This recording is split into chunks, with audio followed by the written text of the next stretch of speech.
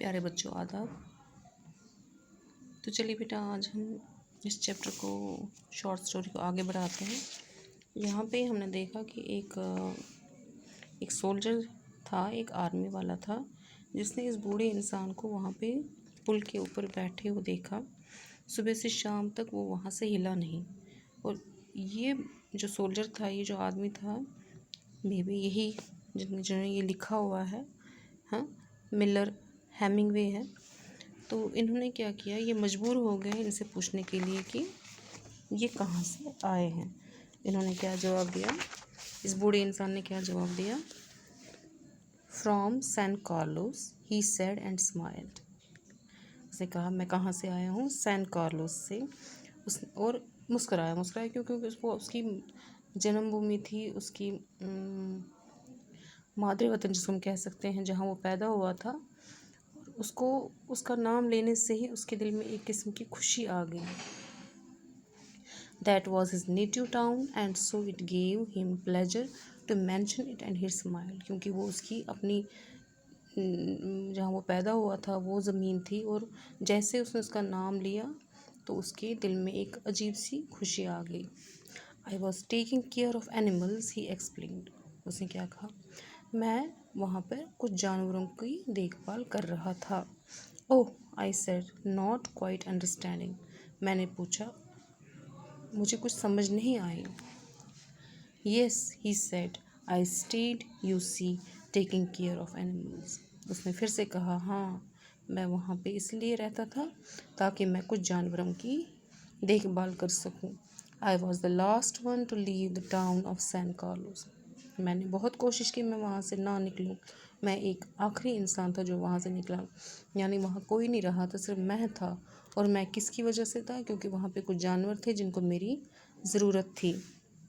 He did not look like a shepherd nor a herdsman, and I looked at his black dusty clothes and his grey dusty face and his steel-rimmed spectacles and said, what animals were they?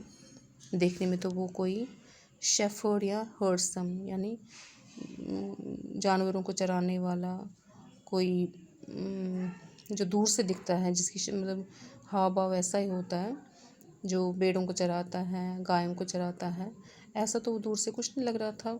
उसके कपड़ों पर मैंने बहुत धूल देखी, उसके face पर मैंने बहुत धूल देखी, और उसकी ऐनक पर भी मैंने बहुत धूल देखी। फिर मैंने पूछा, व्हाट एनिमल्स वर दे? कौन से जानवर थे वो? Various animals, he said and shook his head. I had to leave them. उसने सिर हिलाते हुए कहा, बहुत सारे जानवर थे और मुझे उनको छोड़ना पड़ा। I was watching the bridge and the African-looking country of the Ebro Delta and wondering how long now it would be before we would see the enemy, and listening all the while for the first noises that would signal that ever mysterious event called contact, and the old man still sat there। मैंने फिर से उसकी तरफ से नज़र हटाई और फिर से मैंने पुल की दूसरी साइड से नज़र दी कि वहाँ पे जो है जो and the African looking country of Ebro delta, ये वो एरिया था जहाँ पे ब्लैक पर्सन रहते थे। और ये देखना चाहता था, वहाँ पे इसको एक ड्यूटी दे रखी हुई थी कि वहाँ से जो भी एनिमी का, दुश्मन का कोई भी आदमी है या कोई भी घोड़ा है या गाड़ी है या आर्टिलरी है, जो भी है, वो वहाँ से आएगी तो वो इन्फॉर्मेशन इसको अपनी पलटन तक पहुँचानी थी। और फिर से इसने एकदम से एंड क्या कहा इसने, and that would signal that ever mysterious event called contact, and the old man said still sad there.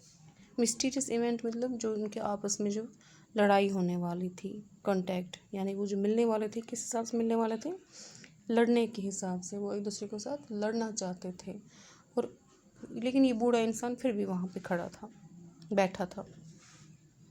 फिर से इसने पूछा, what animals were they? I asked. अब मैंने फिर से पूछा, कौन से वाले जानवर थे वो? There were 2 goats and a cat and then there were 4 pair of pigeons. इसने क्या कहा, वहाँ पे 2 बकरियाँ थी, 1 बिल्ली थी और 4 जोड़ियाँ किनकी थी? कबूतरों की थी।